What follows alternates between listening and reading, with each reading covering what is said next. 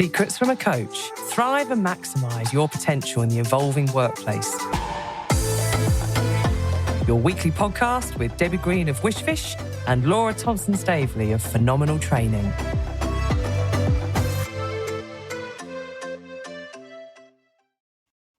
Debs. Law, you all right? Yeah, but I am blown away by a stat that I just heard. Go on, share. Well, I know we're going to find out more with our guest, who you'll tee up in a moment, but 76% of managers apparently don't feel equipped with the skills to manage a hybrid workplace. I know. Mad, isn't it? Based on Kate's research, I just went, what? So, yeah, incredible stat. Really incredible stat. Yeah. So hence our final focus in our 4-part series looking at maximising hybrid working, the great big experiment of our time. Yes. We have no elders that we can ask, how did you do it back in the day? Because we are the day that is kind of being created. So whether that is managing time well, whether that is maximising remote teamwork, whether it's making the in-person moments as productive as possible, we're now going to join it all up and just look at a review of how do you create an exceptional hybrid culture. Yeah. So we're going to, obviously we had the luxury of talking to Kate Maddison-Greenwell again from People Efficient. And it was just fascinating to hear what she had to say. So, yeah, let's listen into what she had to say. Hi, everyone. As you can see, I am joined by Kate, who has been on our previous pods, and I'll get her to do a proper intro in a moment. But the reason I wanted to have an interview with her, and Laura and I were passionate to get her on this time, is we've been talking about remote and hybrid working this month and how important it is. What do we need to consider? What gets in the way? And Kate has been working on lots of stuff around this, which we are going to in a lot more detail as we have this conversation around her. But what prompted me to sort of reach out to Kate was something she put on LinkedIn, which was all about tents. And I will get her to tell us all about it. But first of all, Kate, do you want to do an intro to our listeners as to who you are, what you do, and what got you into this one in particular? Oh, thank you. Yeah, I'm always a bit stumped when that's the first one. The first question. You'd think I'd be good at this by now, but I've been in HR for all of my working life, so 25 plus years. Yeah. And I specialise in agile HR, change transformation, and digital transformation, things like that. Yeah. And just recently, in the last 6 months, I've really niched down into supporting and helping businesses to make remote and hybrid working work. Yeah. And that's because it's a challenge that a lot of businesses are facing. And I knew that really by connecting the practices and methodologies and frameworks of agile, that really lends itself well to leadership teams and transforms them into, from leaders that are used to being front and center and very visible to being empowering leaders that are able to, work with their teams and make sure that they are well connected. Yes. So that's what I'm doing at the moment. I'm making that link between agile HR and remote and hybrid because I feel that is the future of work. Yeah, it's not going anywhere anytime soon, isn't it, for sure? And No. for those of our listeners that may not understand what agile is or what does it mean, can you give us a brief sort of summary about what is agile HR? Yeah, so agile HR has been born out of agile methodologies that IT have been using for 20 or 30 years now. And it's really it's a mindset attached to some methodologies and frameworks that you might be familiar with, like Scrum and Kanban. But ultimately, it's about iterative improvement and it's about people-centered improvement as well. So you're only problem solving or improving products or services that will directly impact the end user, which for agile HR is employees. Yes. So it's about sort of, constant feedback, constant improvement, experimenting, failing fast, being people centric, and transparent working, which is why it lends itself well to remote and hybrid working too. Yeah. That's brilliant. Thank you. Perfect. So I'm just going to start, Kate, if that's all right, because obviously you put that graphic out on LinkedIn. So make sure you have Kate's details. So if you want to find it, you can. Yeah. And it was that one where you said if you're having to buy tents and booths en masse, you've got your return to work or your return to the office strategy wrong. that just like blew me away. So tell us a little bit around what prompted that post for you. Well, I'll pick up on something because you made a little slip there. I noticed. I'm not one usually to like pick up on people's slips, but it's something that people are doing quite a lot, and I'm quite passionate about.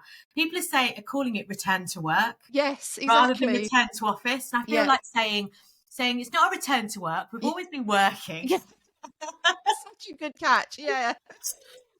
It's a return to office. To office, yes. And I'm saying this, being very mindful that not everybody is going to have the opportunity to decide where they work. There are nurses, there are doctors, there Absolutely.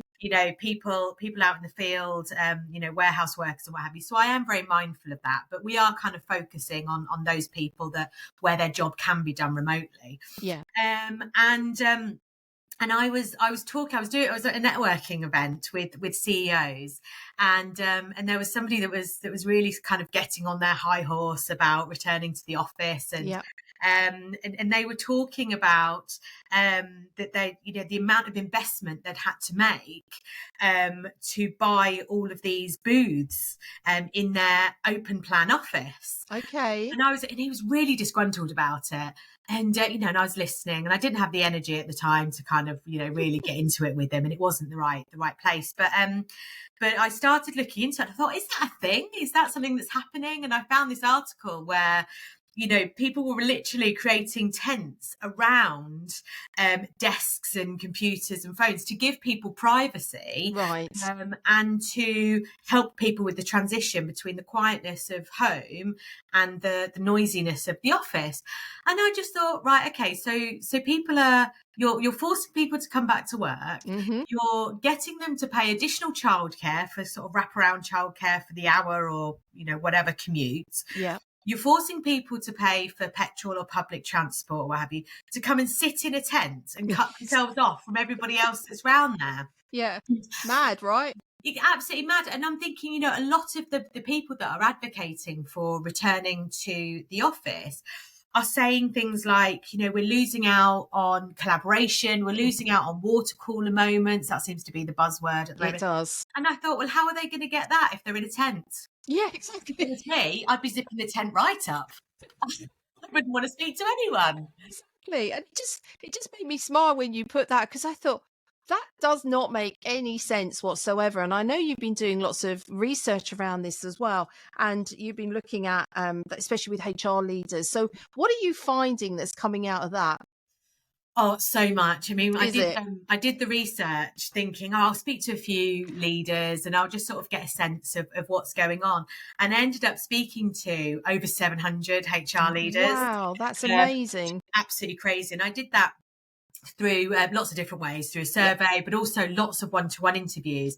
And then I gathered together some of the themes. And then I hosted some remote roundtables where I got the HR leaders together to really sort of delve into why these findings are happening. Yeah. And really to sort of give some reassurance to everybody that they're all experiencing the same kind of challenges. Yes, we need to hear that sometimes.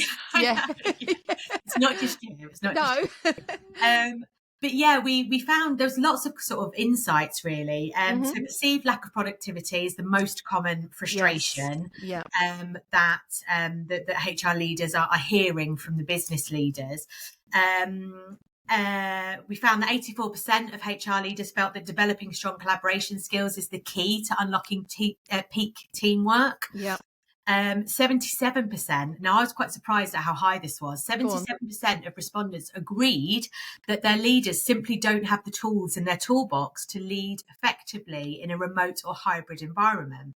Wow. And the reason I was surprised at that is because I wasn't kind of surprised that was an issue. Yes. But nearly 4 years after the pandemic, you would think that would have been a lower percentage because there would have been a recognition that leadership needs to change in a remote and hybrid environment. Yeah. But that doesn't seem to be the case. There is still a lot of cultures where, leaders are still trying to make leadership that fitted in person replicated online. Right. And that doesn't work. No. You can't be a leader that's front and center when you're in a remote or a hybrid kind of environment. Yeah. Instead, you need to be the kind of leader that is all about creating spaces. And some of that might be in person. I'm not anti in person. Yes. Magical things happen when Magical people get things together. do happen. Yeah. But as a general sort of day-to-day business as usual, getting work done, Yeah. it doesn't have to always be in person. So, leadership has changed and evolved, and great leaders nowadays are sort of servant leaders. They're empowering leaders. They're leaders that create spaces virtually and in person for people to collaborate, for people to communicate, for people to innovate, and for people to challenge as well. Yeah. And that requires a different skill set. It requires leaders that are able to, read and see nuances. What are people not saying? Yeah. People that can facilitate sessions where people can be really honest. It's leaders that can create a rhythm and a cadence for people's working days and working weeks, which all leads back to the general business mission, and can keep people well informed. All of those are leadership styles that people need to embrace, and we're quite significantly lacking that. Yeah, 77%. That is quite shocking.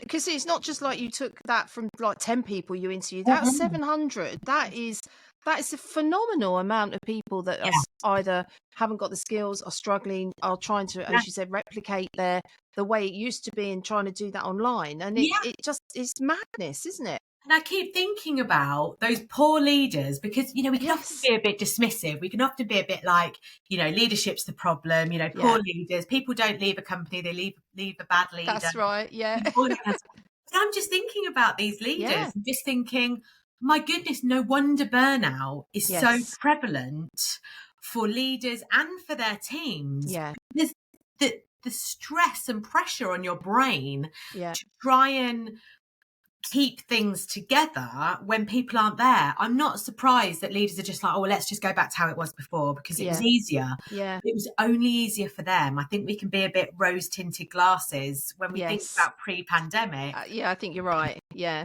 Was collaboration that good when it was in person?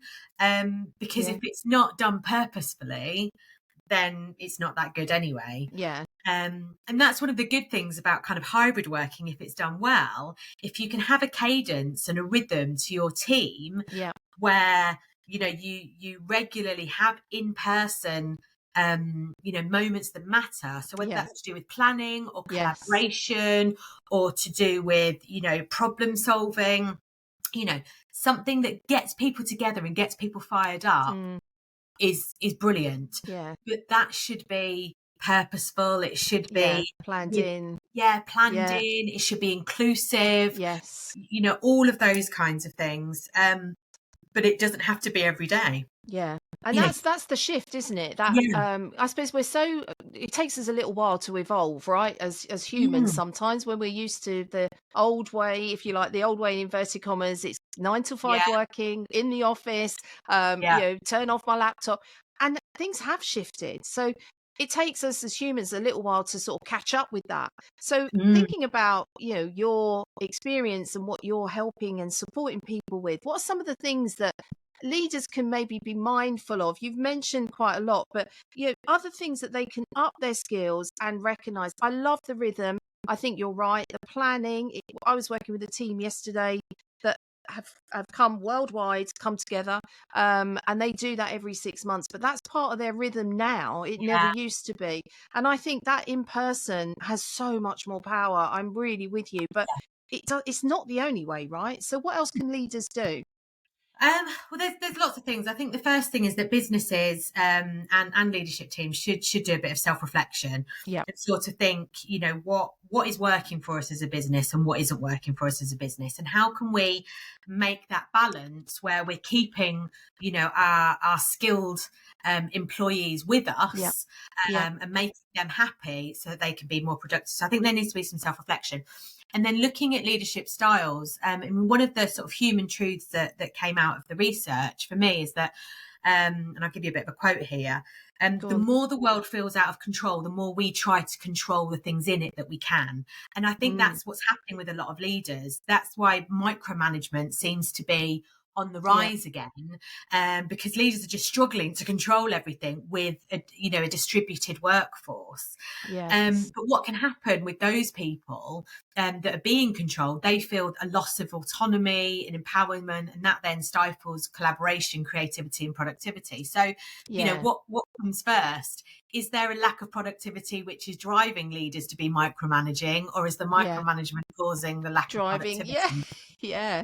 So, that's a big question, right? Have you got the answer to that one yet, Kate? Not quite, because every business is different. So I think there needs to be that kind of self-reflection. And then, because I'm all about sort of empowering leadership, and which I think is the kind of the secret sauce to being able to make remote working and hybrid working successful.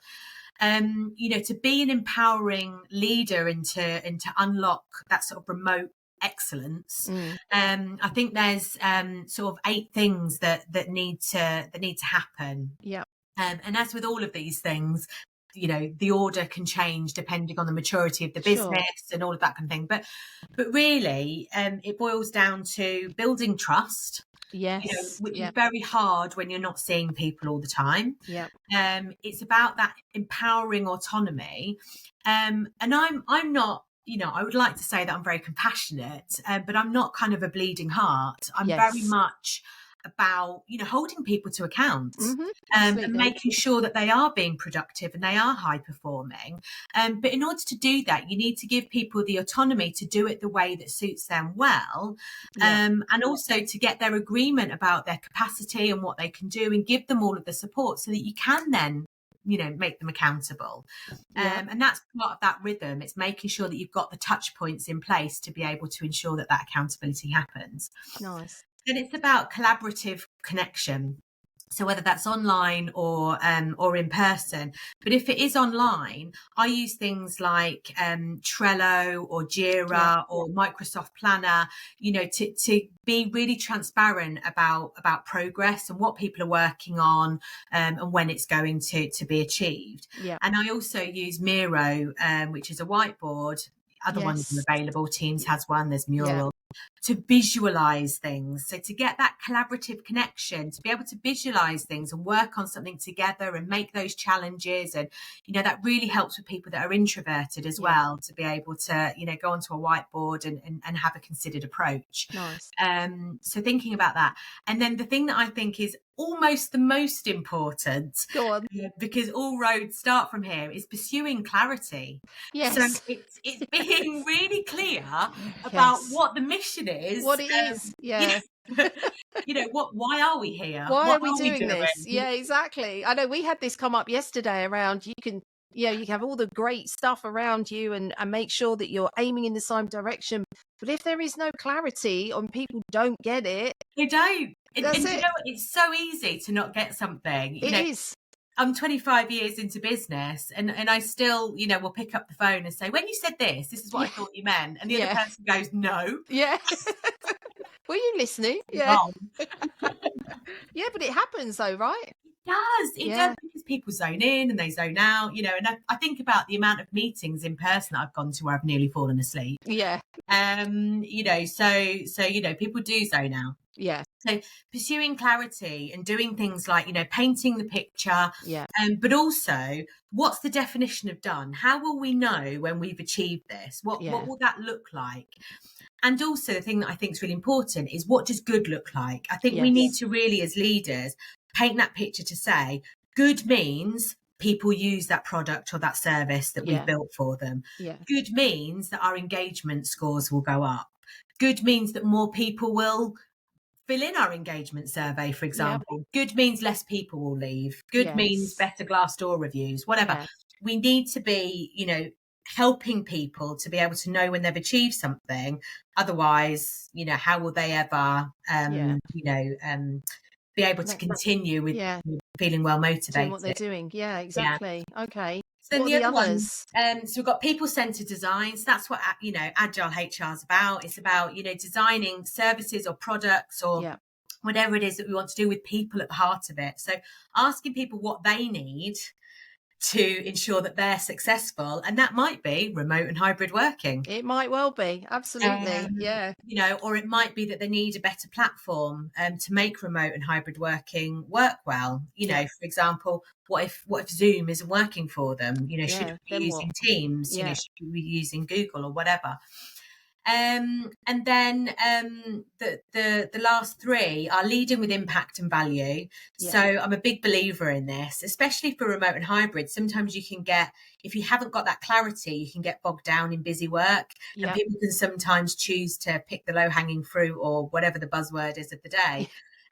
Instead of, you know, thinking, well, you know, is this getting me closer to where we need to be? And that's where empowering leadership needs to step in. Yes. It needs to be, you know, this, you know, I need to communicate with my team and make sure they've always got that eye on the prize. Is this taking us a step closer to our objective? Yeah. And that, again, keeps the team together, keeps the team collaborating, even virtually, because they want to achieve, you know, that impact and have that value. We can't shy away from delivering results. You know, we do need to keep that that eye on that. And then the last bit, which is another favourite of mine, is that forward thinking reflection. And that's something that I find really powerful for the remote teams that I work with, having regular retrospectives where we say, okay, what worked really well for us? Fantastic. What didn't? Yes. And, you know, in the beginning stages, you know, especially with a new team that's distributed, you know, being able to say, look, our communication wasn't great. You know, I found I missed being in office because that wouldn't have happened in office, for example. And then we can brainstorm, okay, what's the alternative then? Do we need to come back to the office a bit more? Do we need to, you know, do we need to replicate that same environment but online? Do we need to do more hangouts or what have you? Yeah. So that's really powerful. Love those. Yeah.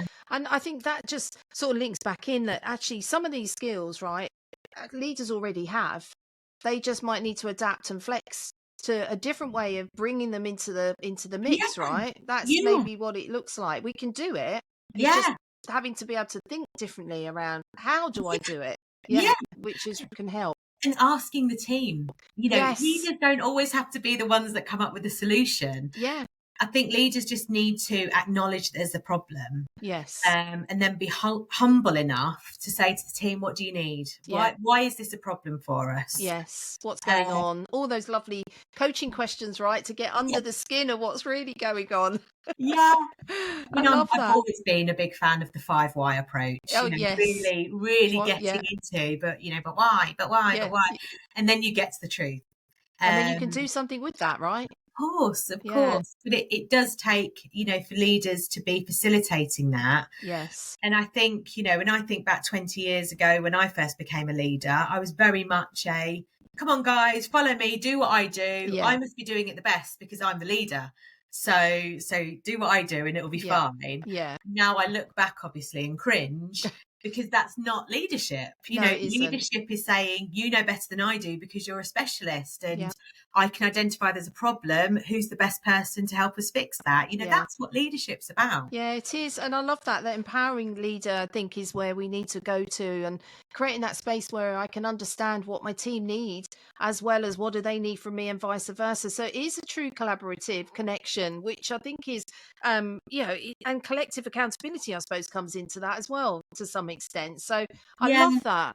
And I think just thinking on that, if we were to take it to a bit more of a practical approach, because obviously people feel like, certainly when I'm sort of out and about talking to people, they are back to back to back to back to back to back in meetings.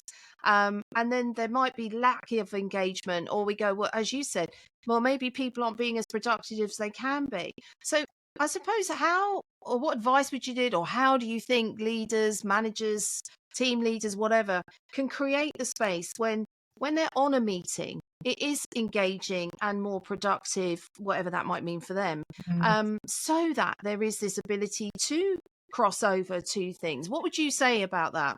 That's a really good example of when I was telling you about, you know, people trying to replicate what they were doing in person. And meetings is a really good example of that.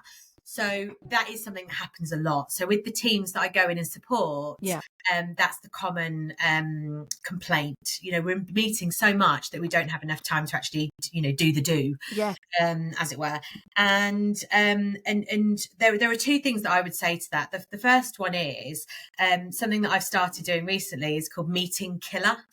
Oh, I like that. Go on. What's that all about? I've robbed it off a chap called Chris Stone. I'd love to say that I invented it, I didn't, sadly. But it's where you get the team together, and it can be asynchronously. It doesn't all have to be at the same time. And you all input the meetings that you have, and then you start to look at them and score them on the impact that they have. Oh, wow. And then you start to look at some meetings and say, right, can these two meetings be merged? Are the right people in this meeting? Which basically it's with an outlook of what meetings can we get rid of? Yeah. And are there alternatives to it? So that's the first thing that I would say. Play Meeting Killer. It's a great. Oh my God, I love that. Okay, it's a bit like Traitors on the BBC, right? Like that, yeah. What meetings can you kill? Yeah. Or banish. Or banish, yeah. And the second thing that I would say is think about some asynchronous methods instead of meetings. So where meetings are really powerful are things like when you're planning, when you're brainstorming, and when you're reflecting. So those are really powerful, and it's powerful to change that up and do that in person every so often. But those are ones that I would never kind of get rid of. I think those are really impactful meetings. And then from those meetings, if you then need to have one-to-ones with people to give them the support or to unblock anything that's perhaps stopping them from being successful, those are also important. Yeah. But the other ones tend to be less important, I think. Things that are updates or things that are to communicate, things. I would say, can they be something that can be, record a video? Yeah. The CEO wants to do an all hands meeting, record a video and let people know. Yeah. Could it be an email? I hate emails, but could it be? Yeah. Could it be on a Teams channel? Could it be, via your WhatsApp groups? Could it be by your leader tagging it onto the daily stand-up or whatever? Are there other ways of doing it? And use things like whiteboards, where you can perhaps pose a problem and ask people to spend 10 minutes of their time during the week putting their input into it at a time that suits them when they're feeling inspired. And then then you've gathered all of that together. Nice. That would be, and then you can decide what to do with that. Do you have a meeting? Do you have an update? Do you make the changes? Whatever. Yeah. So I can't sort of say to you specifically this is what you need to do, because every business is different. But I would definitely say that you can usually reduce meetings by at least half, just by asking the question as to whether they're needed. Yeah, as you say, Meeting Killer. Yeah, do we really need them? I love that. I'm going to hold on to that. Yeah, because I do hear that, and people are like burnt out, as you said, overwhelmed, haven't got time to do their work. They're then finishing work, and then they're continuing to work into the night, which is impacting on their well-being and their mind health and everything else that goes with it. So business I worked with, sorry to interrupt, but I'll just tell you this. That there are mad people out there. Go on then. Where they would have a meeting with the executive team every month. Right. And for that meeting, what would need to happen would be each head of department would ask their number twos or their teams to input into a report. Right. That would be 2 or 3 days minimum for those team members to input into a report. Then the head of department would then put that report into like a board report. Right. Then there would be a 2-day meeting at the end of every month where each head of department would have to talk about that report. What was in it? The teams. There was no interaction. It was just listening. And I'd be sat there sort of like knowing how many man hours were into that report. And I'd be like, well, if you're going to do a report, why don't we just read the report? Yeah. And then when I challenged it, it was because the CEO didn't have time to read the report. And also it's quite overwhelming because you'd have like 12 reports that were like 5 to 10 pages long. So he'd called the meeting so that he could get really into the detail of it so that he could then report that to the board. Got you.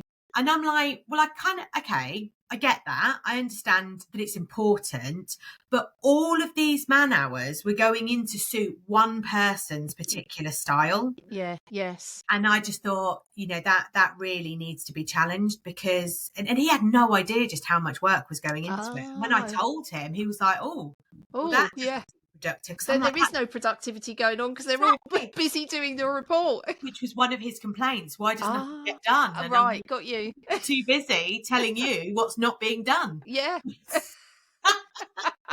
So did you change his mind around how he could do it better? I did. Go on then, how did you do it? It took me 3 months. Did it? Oh, well done for doing it though. Credit to you. And some big finger tapping during the meetings. So the way that I did it was I built a business case for him. So I looked at how many man hours were being done and how much that was costing the business. Yeah. Then I spoke to all of the people and asked them what they got out of doing the report. The answer was nothing. And then I gave him some alternatives.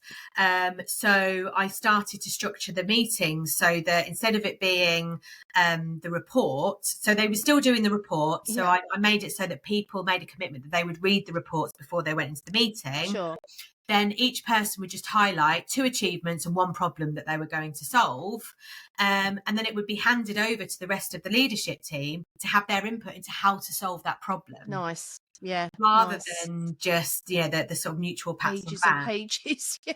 Yeah, exactly. Oh, wow. Then after that, I then looked at reducing the reports. Yeah. But I needed to speak to the board to ask them exactly what they wanted to see. And do you know what? The board were just like, we only want to know how much we're making, what's working, what's not working, and what we're doing. And what you're doing about it. Yeah. Simple, they never really. read the reports either. Yeah. And then you think the waste of man hours. Oh my God, but you hear that so much, don't you? So I suppose if we're really going to make this, working well, returning to the office well, what's your one takeaway that you would leave people with?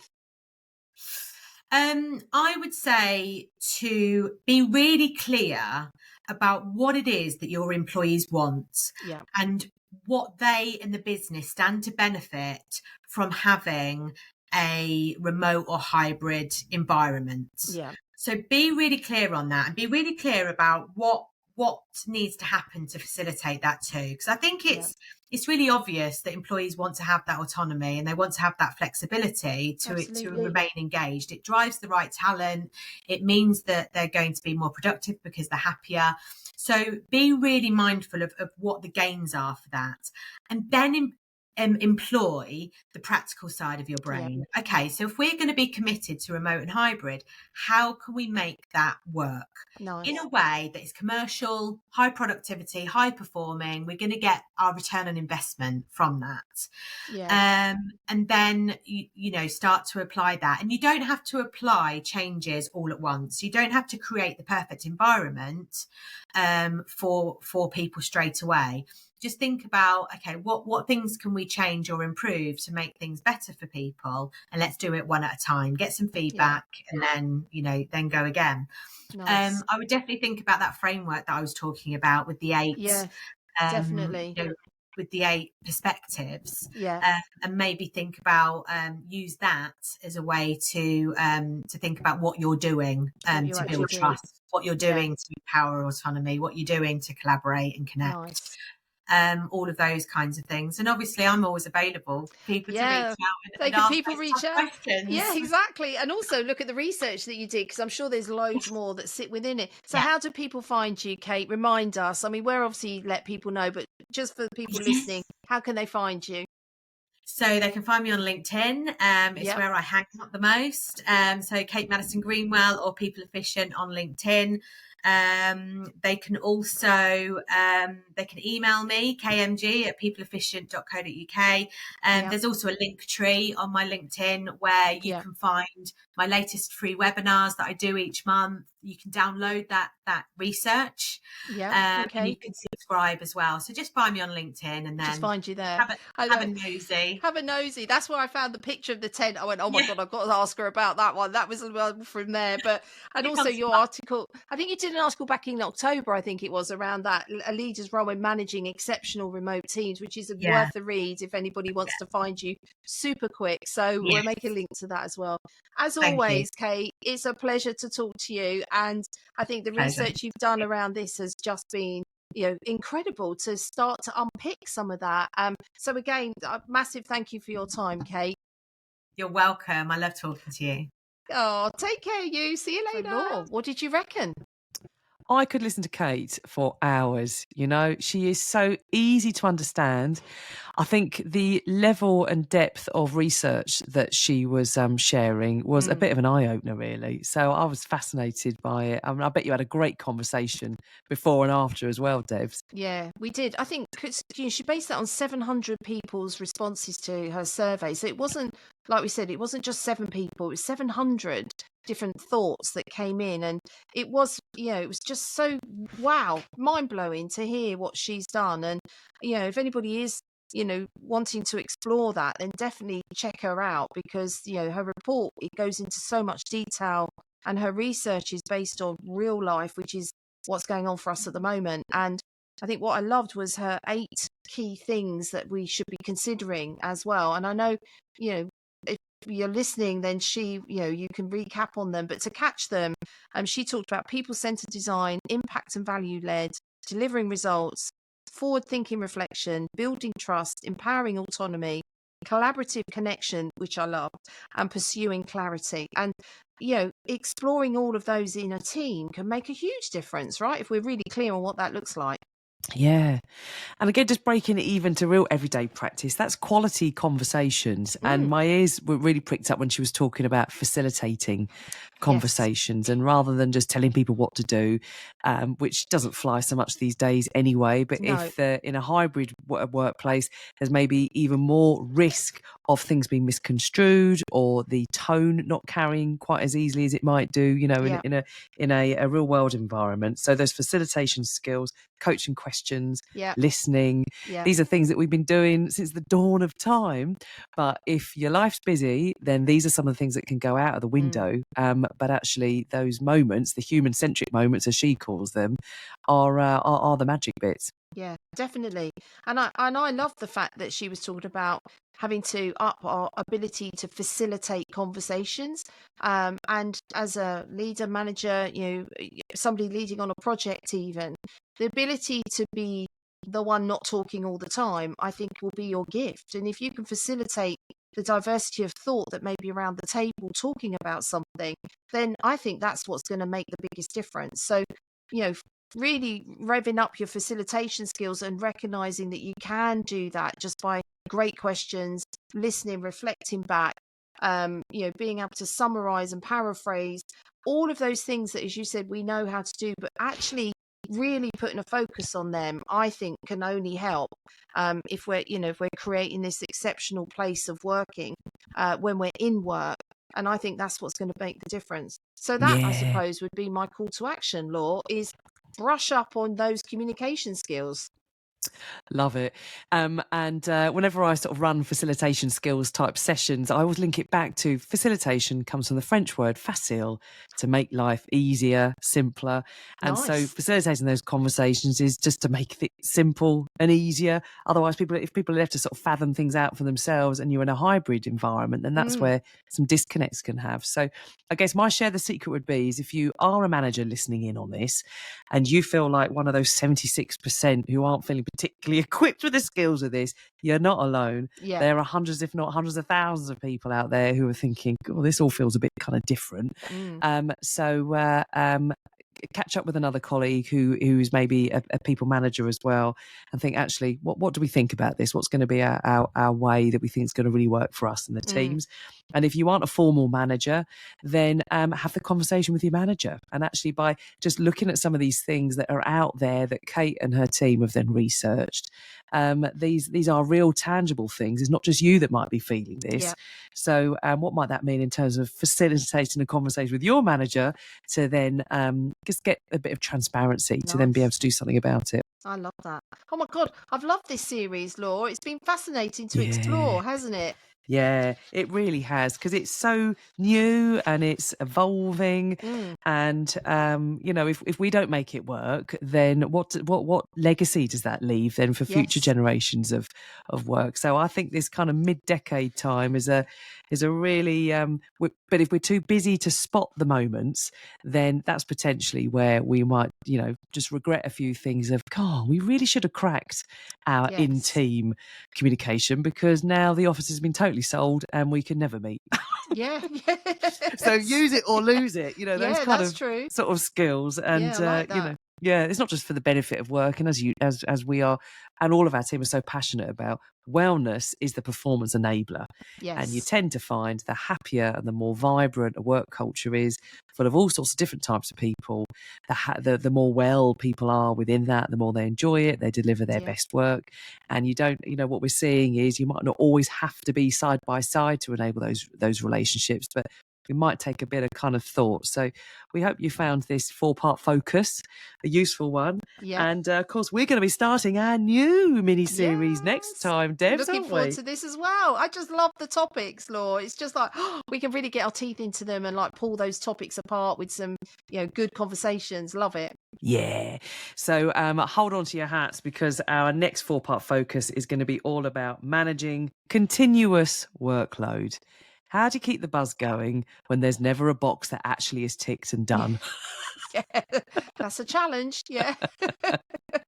Looking forward to that one. Yeah, looking forward to that. Yeah, it's a 70-part series. No, it's a 4-part series. So there's that artificial sense of done, tick. Looking forward to it. Yeah, looking forward to that as well, Law. Oh, it's been really cool talking about this, and we can carry on talking about it forever. So maybe we'll do a repeat of some of these things once we've gone 6 months further down the line and seeing what's happening. So have a good one. Oh, you too, darling. Love you. Bye.